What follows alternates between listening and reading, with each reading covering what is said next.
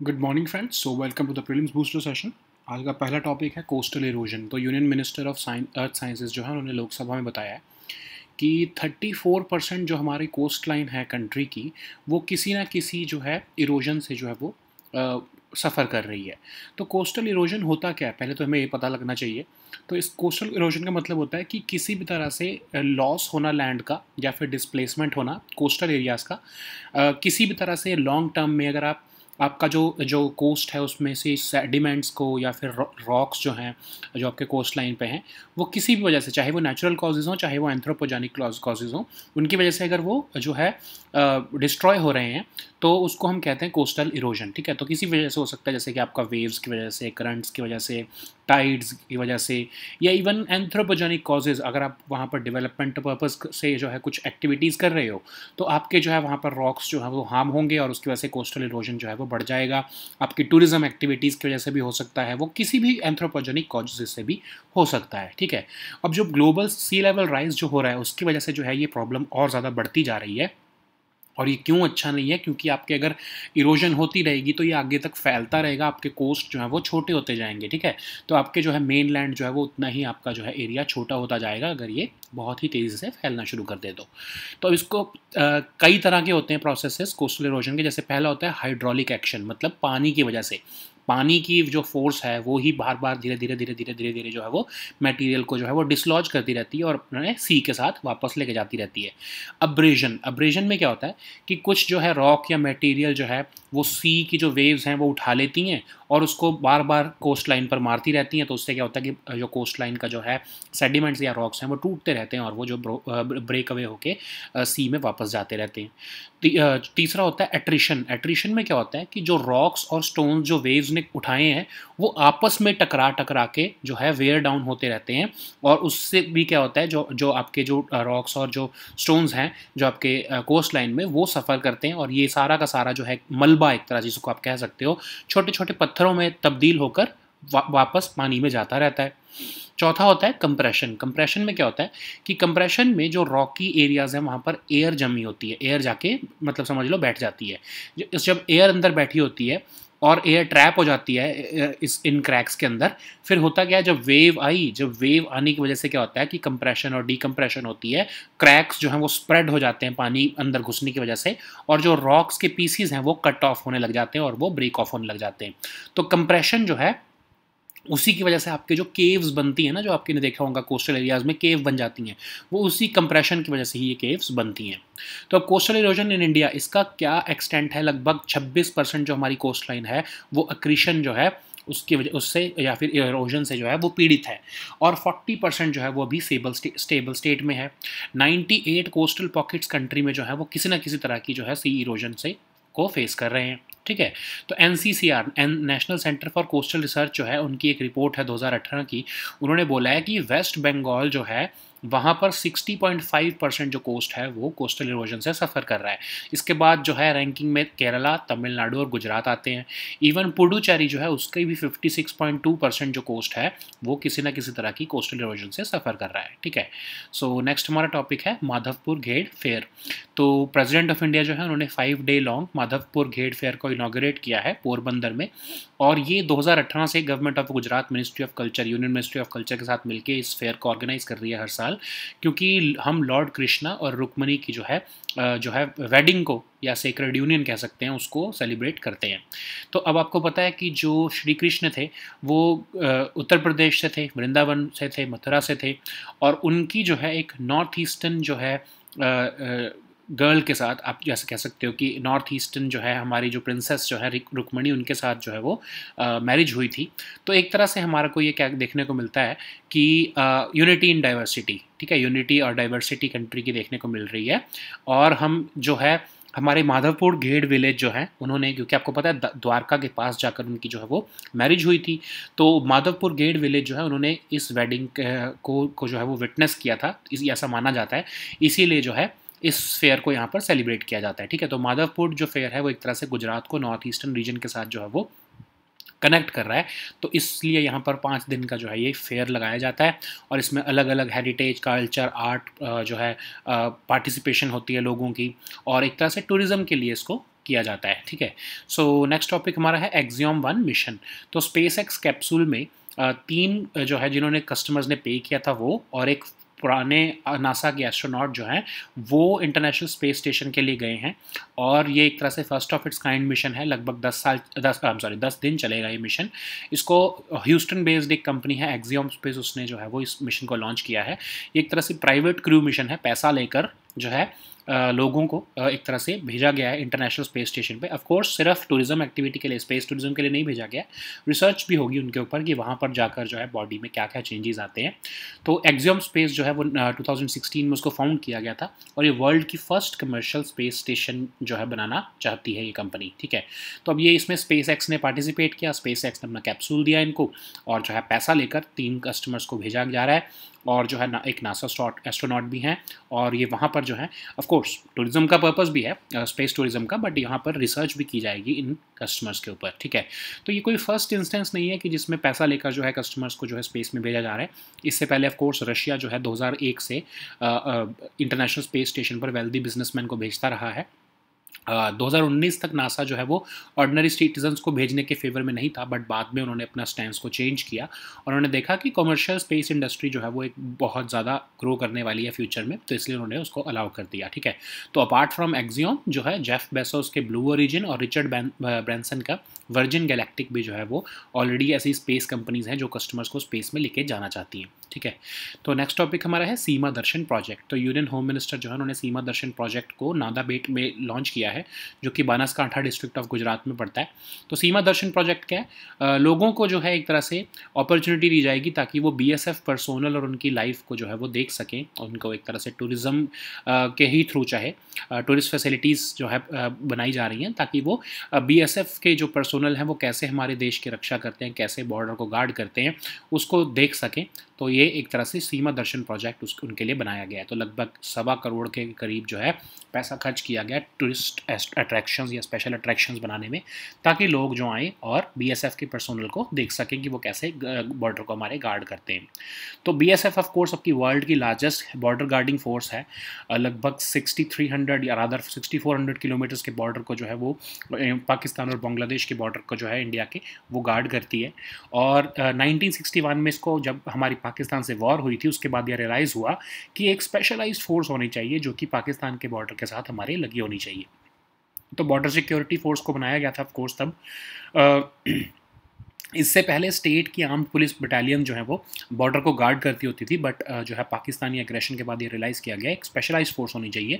तो committee of secretaries ने border security force को बनाया 1965 में जो है ये बीएसएफ बनाई गई, ठीक है। ऑफ कोर्स ये आपके मिनिस्ट्री ऑफ होम अफेयर्स के अंडर आती है। अब आपको लगता होगा कि बॉर्डर सिक्योरिटी फोर्स एक सिर्फ लैंड बेस्ड फोर्स है, बट इनका अपना air wing, marine wing, commando units और आर्टिलरी रेजिमेंट्स भी हैं, ठीक है। लगभग 2 लाख इनके पास पर्सोनल भी हैं।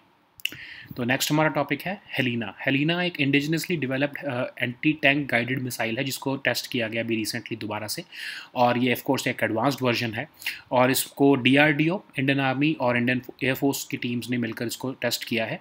एक एडवांस्ड लाइट हेलीकॉप्टर से इसको टेस्ट किया गया है। तो ये हेलिना है क्या? ये 3rd generation fire and forget class anti tank guided missile है। मिनिमम रेंज इसकी ऑफ कोर्स 500 मीटर है और मैक्सिमम रेंज इसकी 7 किलोमीटर हो सकती है। All weather day night and night capability है इसके पास। डायरेक्ट हिट मोड में और टॉप अटैक मोड दोनों में ये काम कर सकता है। अब होता क्या है कि आपके जो है टैंक्स को जो है डिस्ट्रॉय करने जो है वो बहुत शुरू से ही रियलाइज़ किया गया कि टैंक्स को डिस्ट्रॉय करना, एनिमी टैंक्स को डिस्ट्रॉय करना बहुत इंपॉर्टेंट है। खासकर वर्ल्ड वॉर 1 में ये रियलाइज़ किया गया कि कुछ ऐसा एम्यूनेशन होना चाहिए जो कि टैंक्स को भी डिस्ट्रॉय कर सके। तो ऐसे मिसाइल्स बनाए गए जो कि आपके आर्मर्ड व्हीकल्स जैसे कि टैंक्स हैं उनको डिस्ट्रॉय कर सकें। तो उसी के लिए एंटी टैंक गाइडेड मिसाइल जो है वो बनाया जा रहा है। तो इससे पहले तो India of course import dependent था, तो लेकिन उसके बाद क्या हुआ कि indigenously developed low weight fire and forget man portable anti tank guided missile बनाया गया डीआरडीओ द्वारा ऑफ कोर्स इन सितंबर 2019। फिर उसके बाद उससे पहले ऑफ कोर्स फरवरी 2018 में भी एंटी टैंक गाइडेड मिसाइल नाग, आपने सुना होगा इसका नाम बहुत, इसको भी सक्सेसफुली फ्लाइट टेस्ट किया गया था।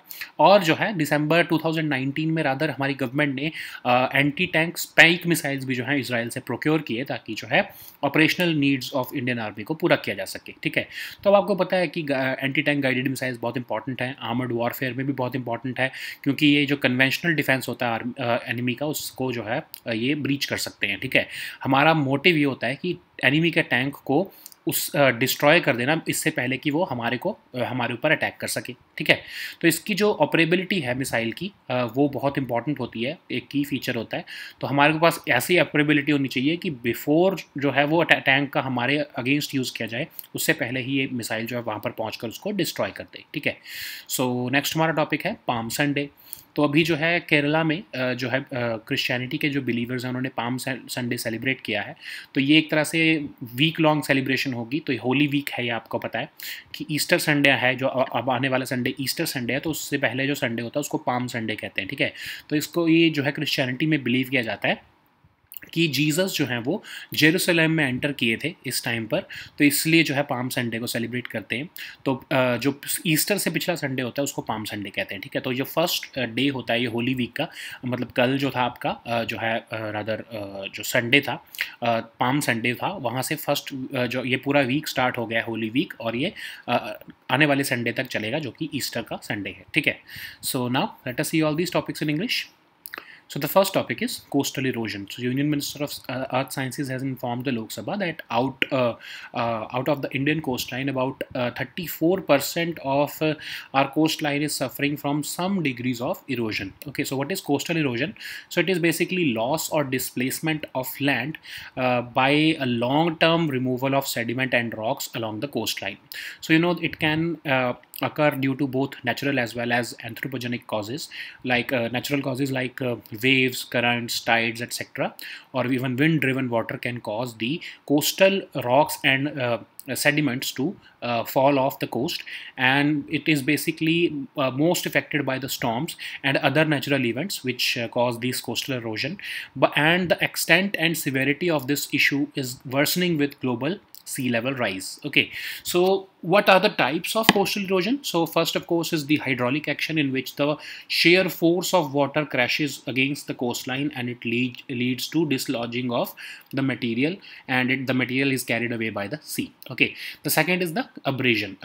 In abrasion, rocks and other materials are carried by the sea, and they are picked up when in the journey, they are picked up by the strong waves and they are thrown against the coastline, causing more material to be broken off. Okay, and of course carried away by the sea later. And the next is attrition.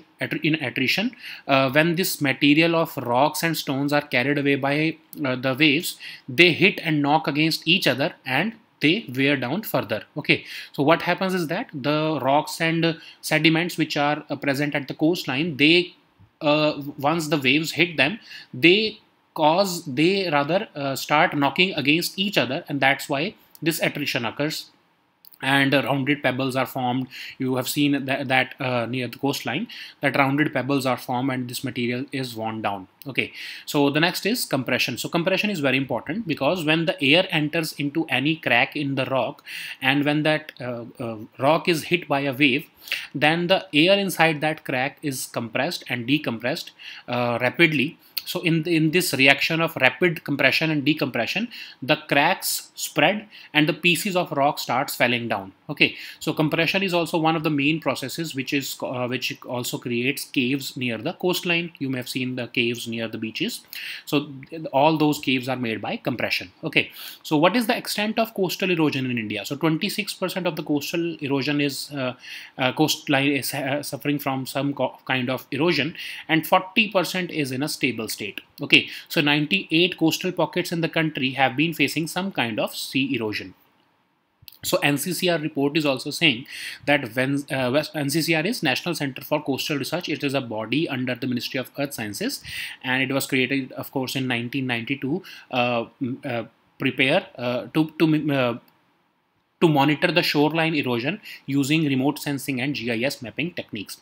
So in 2018, they released a report, and this report said that in terms of percentage, West Bengal is suffering from maximum coastal erosion. About 60.5% of its coast is suffering from erosion, and it is followed by, of course, Kerala, Tamil Nadu, and Gujarat.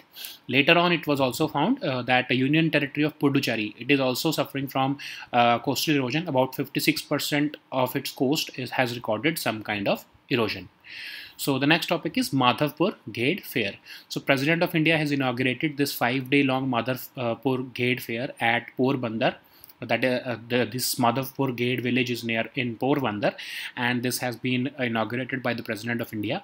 So since 2018, the government of Gujarat is partnering with the Ministry of Culture to celebrate and organize this fair every year, and this fair is basically celebrating the sacred union of Lord Krishna and Rukmini. So you know that Sri Krishna was born in Uttar Pradesh, and he married a princess from northeast region of the country. She was known as Rukmini, and they got married near this Madhavpur Ghed area. And it has been believed that this Madhavpur Ghed village is a witness to their union.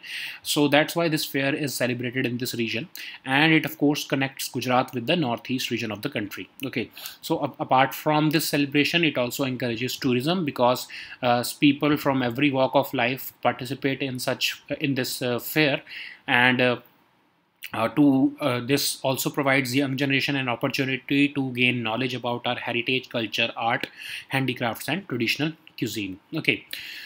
So the next topic is Axiom 1 mission. So it is basically a private crew mission. So 3 customers who have paid for this mission and a former NASA astronaut were carried by a SpaceX capsule, and they have recently arrived at the International Space Station, where they will stay for about 10 days.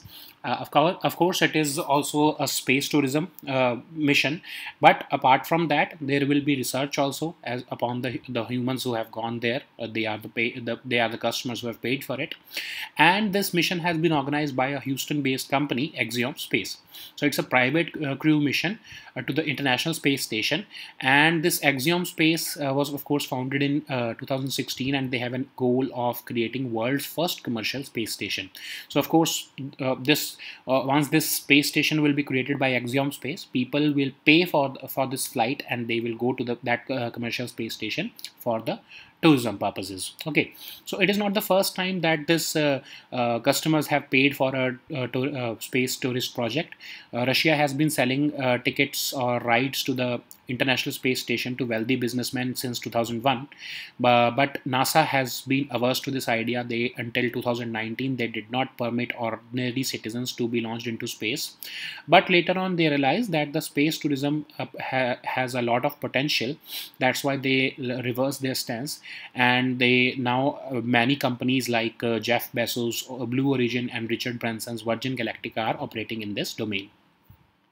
So the next topic is Seema Darshan project. So it's a very unique project in which has been launched by Union Home Minister at Banaskantha district of Gujarat. So this is Seema Darshan project. So basically this will provide an opportunity to the people of the country to visualize the life and work of the BSF personnel who are working on our border to protect the country.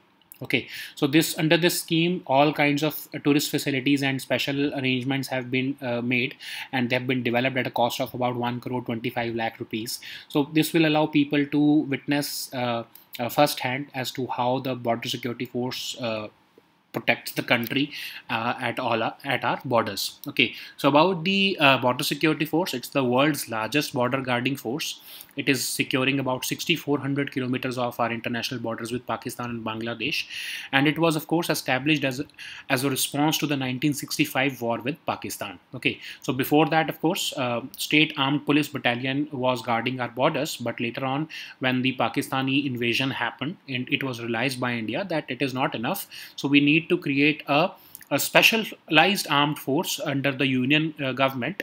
So that's why Border Security Force under the Ministry of Home Affairs was created by the Committee of Secretaries, and it came into force in December 1965. So currently they have about 2 lakh personnel, and BSF, you may be wondering that it is just a land-based force, but they also have air wing, marine wing, commando units, and even artillery regiments. So the next topic is Helena. Helena is a anti-tank guided missile. So it has been indigenously developed by the DRDO, of course, and this has been flight tested once again through an advanced light helicopter, and teams of scientists from both the DRDO and Indian Army and Indian Air Force witnessed this flight test. So what is this Helena? Helena is a third generation fire and forget class anti-tank guided missile. So it has, of course, a minimum range of 500 meters and a maximum range of 7 kilometers. It's an all-weather day and night capability missile, and it can penetrate through the conventional armor and destroy the explosive reactive armor. Okay, so it has both the direct hit mode and the top attack mode capabilities.